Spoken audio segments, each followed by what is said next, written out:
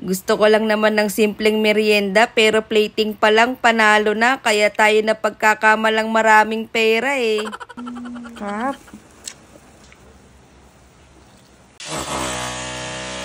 Matutulog nga sana ako dahil may pasok pa ako sa work from job ko kaso hindi na nga ako makatulog, nagka-sleep neck pa nga. Bumangon nga ako para sugurin yung kapitbahay, nakalimutan ko kami pala yung nagpapagawa ng bahay. Meron na naman kaming suspected visitor, malayo pa nga ang Halloween season pero parang Pasko na kung makapaglamping yung inaanak niya. Huwag kang papatokso Ninang Thea, sigurado may kailangan niyang batang yan. Sabi sa'yo, magre-request na naman ng snake sa YouTube yan. Hello, bro. Katakot. Ba't ka mangangagat? Ang lakas na nga ng ulan pero tuloy pa rin sila tito gumawa. Sabi ko, merienda na muna sila. Dahil hindi ako makatulog, magpapanggap na lang muna akong mag-work. Tipong kakaupo ko pa lang sa station ko, gutom na agad ako kaya magme-merienda na muna ako. May nakita nga pala akong kilawing bangus. Pulutan yata ni tito to mamaya pero favorite ko kasi to kaya titikman ko na lang muna. Kung kailan talaga may ginagawa, saka may darating na deliver ng Lazada. Lazada, wait lang. Siguro naman wala nang abala, makakapagtrabaho na ako ng payapa. Joke lang, may part-time pala ako, ang pagiging yaya. Hindi ko na alam paano pagkakasyahin oras ko sa inyo. Parang gusto ko na lang maging kikiam sa refrigerator. Akala ko ako lang may pinagdadaanan, si Ninang Thea din pala. Buti pa yung akin, parang punda lang ng unan. Yung sa kanya kasing laki ng hotdog pillow na. Tapos mapanghipa, joke lang. Yung mukha ko, kala mo bagong panganak. Sa wakas, tulog na rin ang mga atab. Oras na para sa self-care naman ni Dada. Bago nga ako mag-start mag-work from job, nag-skincare na ako muna. Ang gamit ko pala sa mukha, yung Niacinamide Supreme Glutathione Soap. Tapos itong Pink Himalayan Salt Soap ng Angel's Beauty Line. Ginagamit ko lang sa katawan kapag naliligo. 5 days na pala akong gumagamit nito. Wala lang, update ko lang kayo.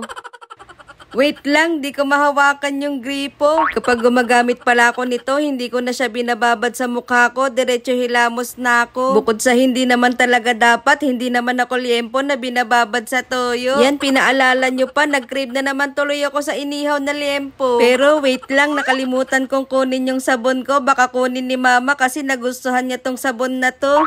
Okay, back to work from job. Sabi sa inyo, may sumpa tong upuan na to eh. Hindi pa ako nakakatagal umupo, gutom na naman ako. Syempre, dahil may work ako, nag-request na lang ako ng good night snack kay Mine. Ang lakas ko talaga kay Mine, isang sabi lang, tayo agad. Pero wala nang mas lalakas pa kay Champy, papalapit pa lang sa akin, lingon na ko agad. Ay, walang busy-busy kay Dada pag si Champy na ang nagpabuhat, kahit working while vlogging pa yan, di ko matitiis yan. Yes, nanay yarn. Naiinip na nga daw si Champy, gusto na daw niya kumain, kaya lumapit kami kay Ninang Thea para humingi ng update kung may luto na ba, kaso sibuyas pa lang daw ang meron, kaya inalok ko na lang si Champy kung gusto niya ng tinapay. Sabi ko kay Ninang, gisingin na lang niya kami ni Champy pagluto na yung good night snack namin. For now, papa-breastfeed ko na lang muna siya sa akin, char. Sinoli ko na nga muna si Champy sa tunay niyang nanay at umiiyak at wala naman daw siyang magatas na lumalabas sa akin. Wait mo lang, magpapapak ako ng malunggay bukas. Sa ngayon, for now, titikim na lang muna ako ng luto ni Ninang. Ulam pa lang, kanin na. Wait lang, guard, may tirador dito. Ay, ang kulit, umisa ka pa talaga, no? Flakes ko nga pala tong first time namin gamiting pangluto, ang cheese boy mozzarella. Shoutout nga pala sa may-ari nito, pahiram muna kami. Yung ginagawa pala ni Ninang Thea, kanin lang na sinahugan ng gumiling na baka, sibuyas, bewang na tinimplahan ng Del Monte tomato paste lang yan. To make it long story, fried rice lang yan na pinalaman sa capsicum na tinanggalan ng laman, tapos isa lang sa air dryer para mabilis matuyo at tag-ulan. Grabe, ang sinop talaga ni Ninang. Yung natirang fried rice, ginawa niyang parang sushi ba yan? Di ko alam ang tawag dyan. Pag may seaweeds ba, matik sushi na yan. Basta kumukulam na sikmura ko, kahit ano pa yan, kakainin ko yan. Thank you, Mine. Here's, ready. Hindi ka ready. Ano agad Sarap pa. Ang tawag dito? Hindi ko din alam. Kanin. Kanin.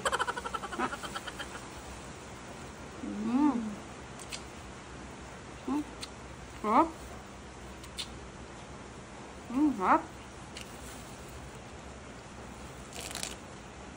Uy. Natin, may takip pa. Lakas maka-Halloween.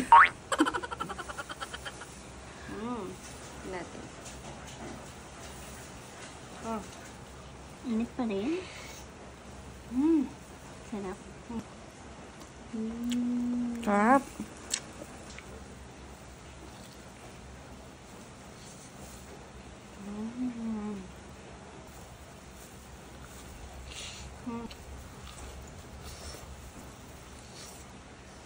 Sabay mo yung ano. Uy.